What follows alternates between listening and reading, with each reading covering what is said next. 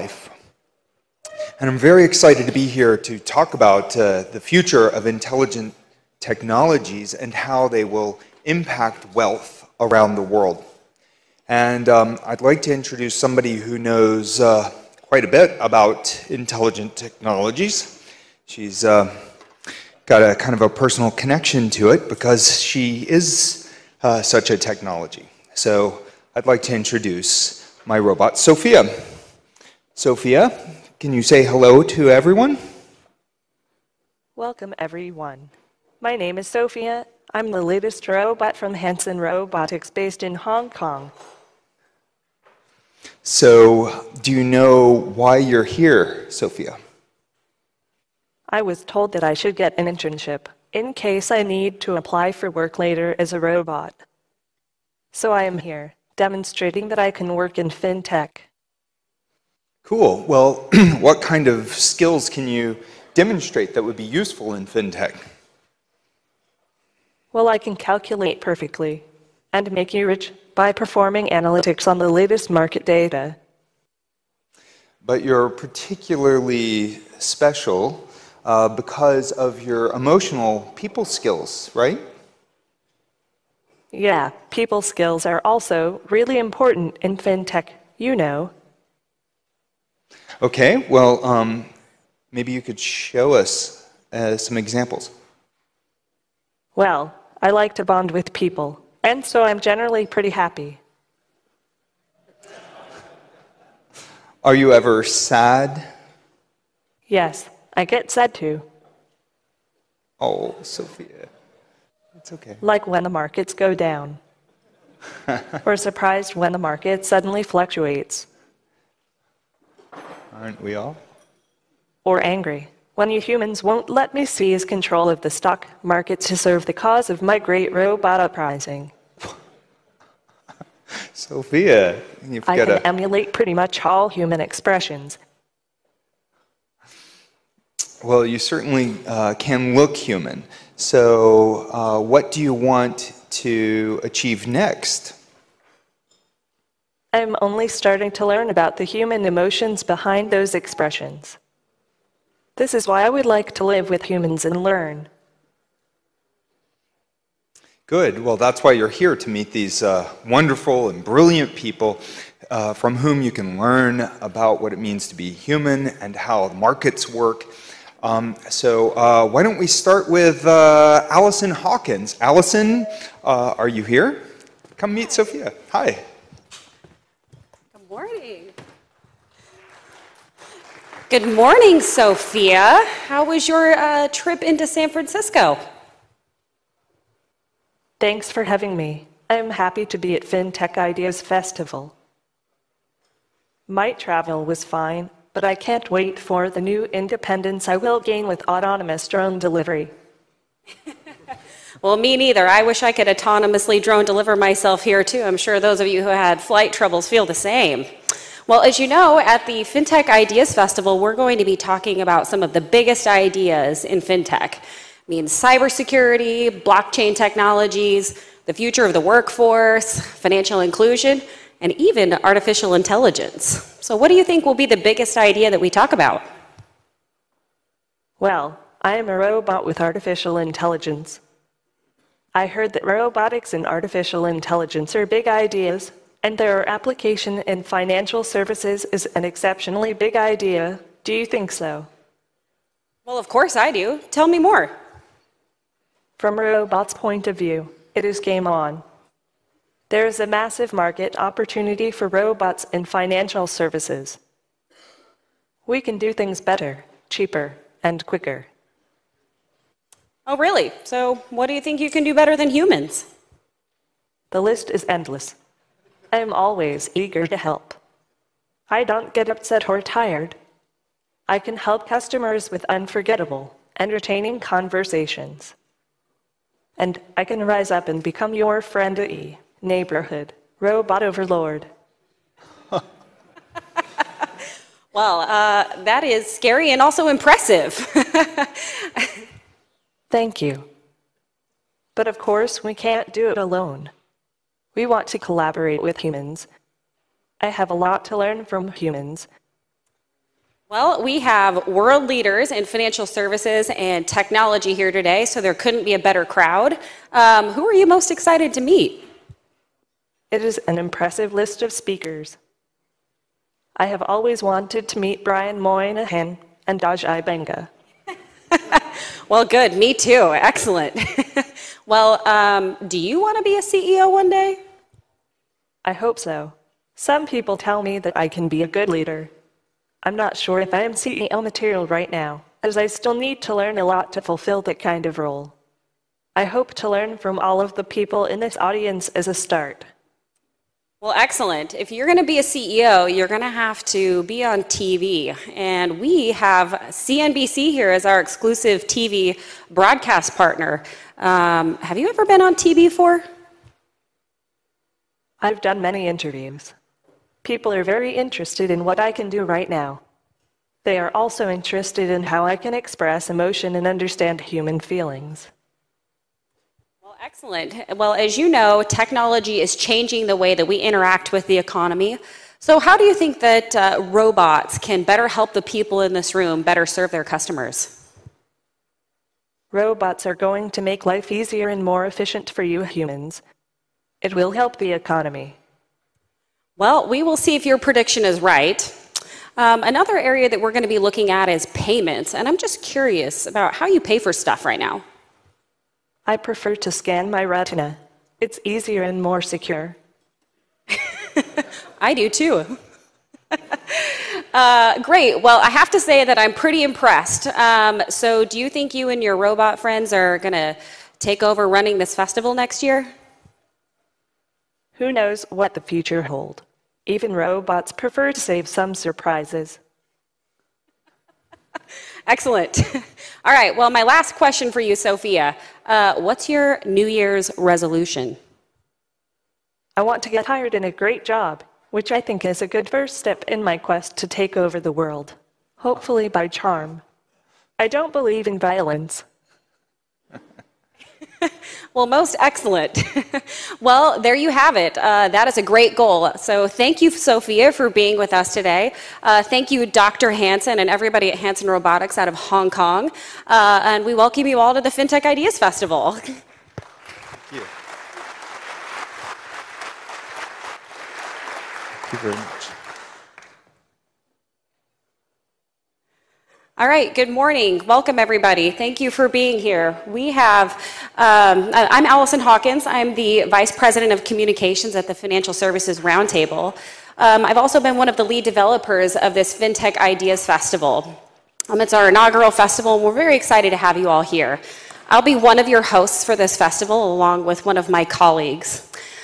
So the Ideas Festival is intended to be fast-paced and high energy.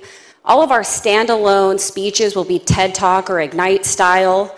Our one-on-one conversations are designed to be high energy and high impact.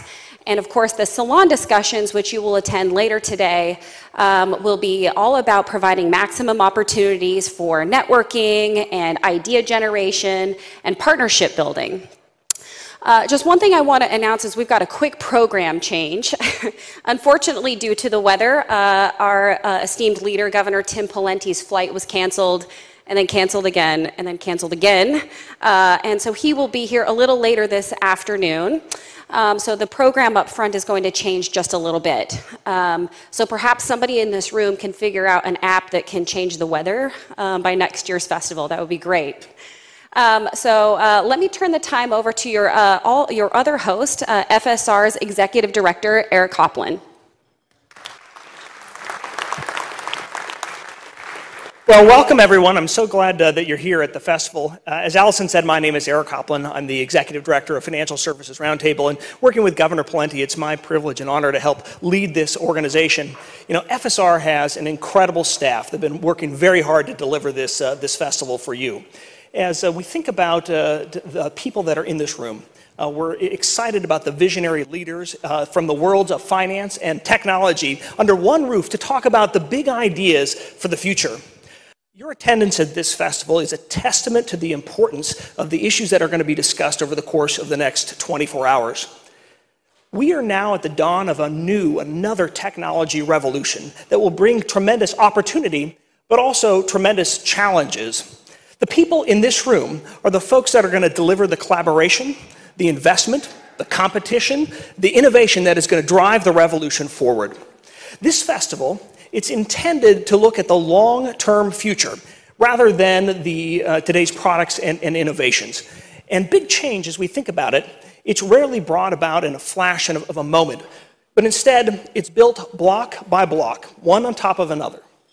And as we think about it over the course of the next decade, innovators from all walks of business will put one block on another to vastly improve the lives of people all around the globe.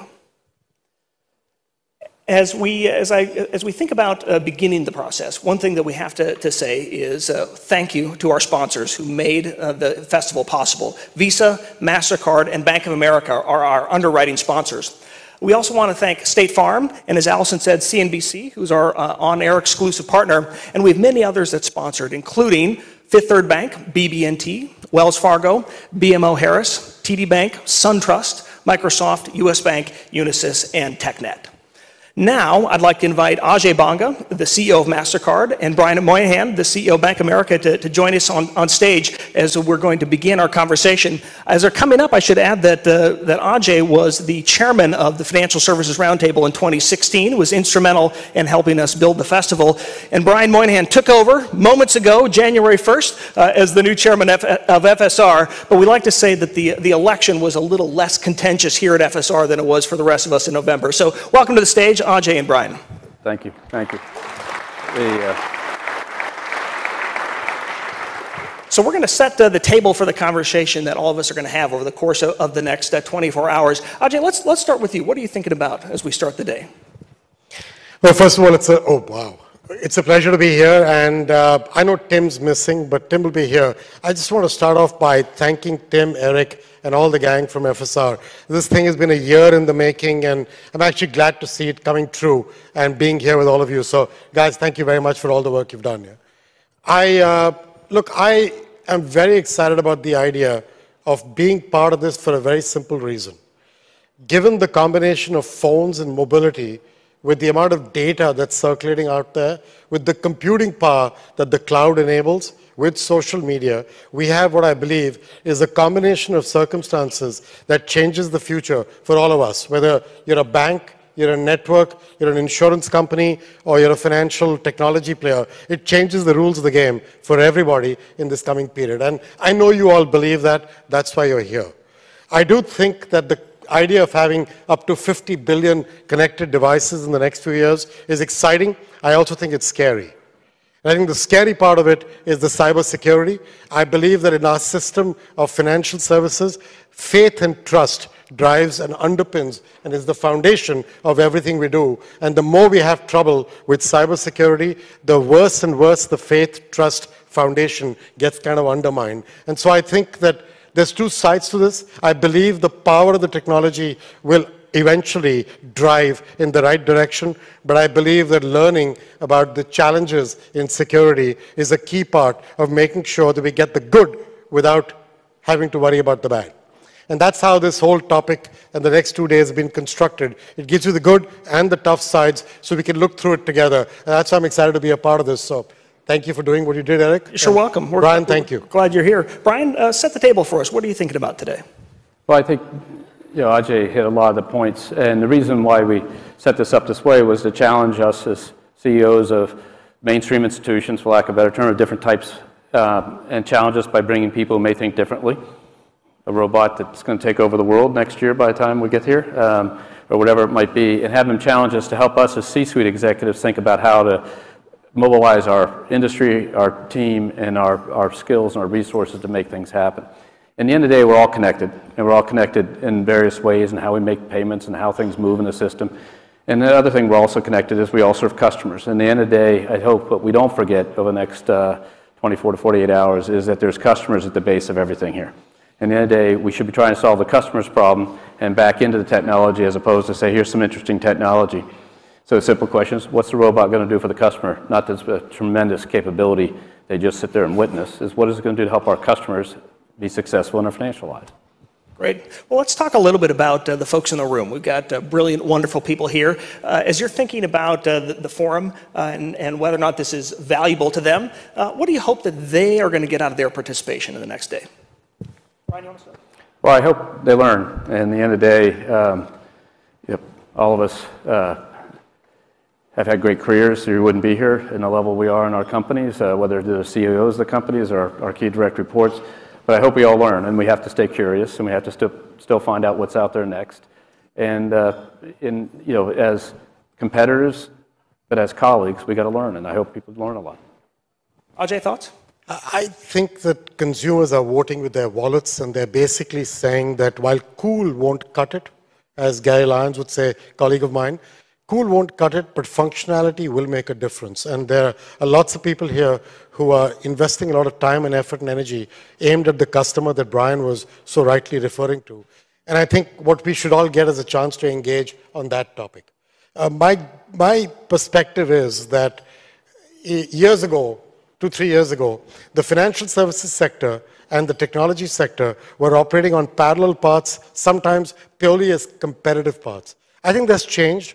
And both of us have come to realize that together we can make music, but separately we're just two instruments. And I'm hoping that not only will we get a chance to engage with the topic, we also get a chance to engage with each other so we can create a real orchestra that makes good music together. Well, great.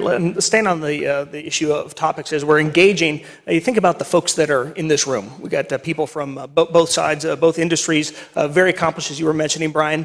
If I were to say, what is the one thing that you're most interested in hearing over the course of the next 24 hours? I think it's not one thing, it's one, because every idea will be there, but there'll be all different kinds of ideas, and if you try to rank them, I think you're not doing your job.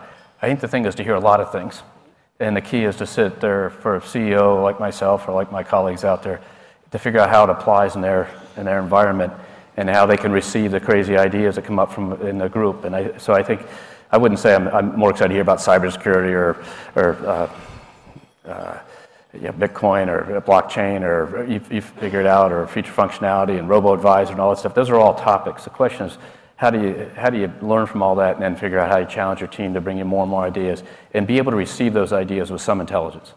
Great. Ajay, any big topics you're looking forward to? Couldn't say it better. Good enough. Final question for the two of you before we get on with the program. As you're thinking about the topics that we're discussing, we know they're going to be important. We got a lot of leaders in the room, CEOs, senior executives, who are trying to solve today's problems. They're focused on what's coming at them. What advice do you have for them as they're at this conference, thinking about their today's problems, but using what they're learning to help apply to the future? Ajay? Well, I think I learned something over the recent past while working on the Cybersecurity Commission for President Obama's last little 6 months. And one thing I learned was you've got to design from the beginning with that thinking built in. And I think digital is very much about digital by design, right from the beginning.